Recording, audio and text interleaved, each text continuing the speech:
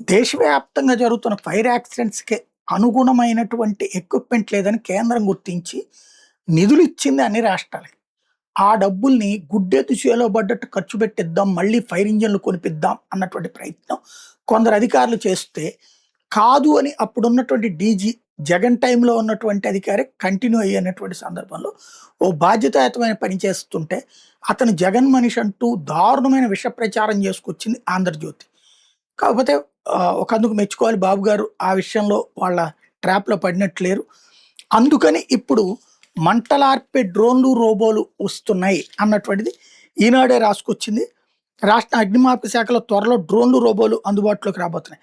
ప్రధానంగా బహుళంతస్తుల ఎత్తైన భవనాల్లో, రసాయన పరిశ్రమలో వాటిలో ప్రమాదాలు జరిగినప్పుడు వీటి వినియోగించబోతున్నాయి. ఇప్పటికే ప్రయోగాత్మక పరీక్షలు చేపట్టి పలు యూజ్ కిట్లని అందుబాటులోకి తీసుకొస్తున్నారు. వీటి ద్వారా ఒక అద్భుతమైనటువంటి ఇది నడుస్తది. అగ్ని ప్రమాద ప్రాంతం మొత్తాన్ని చిత్రీకరిస్తారు. మంటలు ఎక్కడి నుంచి మొదలయ్యాయి, ఎటువైపు వ్యాప్తి చెందుతున్నాయనేది అంచనా వేస్తారు డ్రోన్లతో. డ్రోన్ పంపించే దృశ్యాల ఆధారంగా అగ్నిమాపక బృందాలు రియల్ టైం ప్రణాళిక రూపొందించుకుని సహాయ చర్యలు చేపడితే ఎత్తైన భవనాల్లో, పొగతో నిండిపోయిన భవనాల్లో మనుషులు చిక్కుకుపోయిన డ్రోన్లకు అమర్చిన థర్మల్ సెన్సర్ల సాయంతో వాళ్ళని గుర్తిస్తారు. ఎత్తైన బహుళ అంతస్తుల భవనాల్లో ప్రమాదాలు జరిగినప్పుడు డ్రోన్ల ద్వారా ఫైర్ సప్రెషన్ కెమికల్స్ చల్లి వాటిని అదుపు చేస్తారు. మంటల సమీపానికి సిబ్బంది వెళ్లేందుకు అవకాశం లేని, ప్రాణాపాయం అధికంగా ఉన్న సందర్భంలో రోబోలను వినియోగిస్తారు.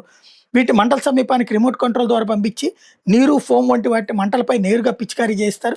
ఈ రోబోలు అధిక ఉష్ణోగ్రతలు వేడి మీద తట్టుకుని పనిచేస్తాయి. ప్రధానంగా కెమికల్ ఫ్యాక్టరీలు, గ్యాస్ లీకేజీలు ఉన్న ప్రాంతాలు, భారీ పేలుళ్లు వంటి చోటు చూసుకున్న సందర్భాలు వీటి వాడతారు. ఈ రోబోలు కెమెరాలు, థర్మల్ సెన్సర్లు అమర్చి పొగ ఎక్కువగా ఉన్న భవనాలకు పంపిస్తాయి.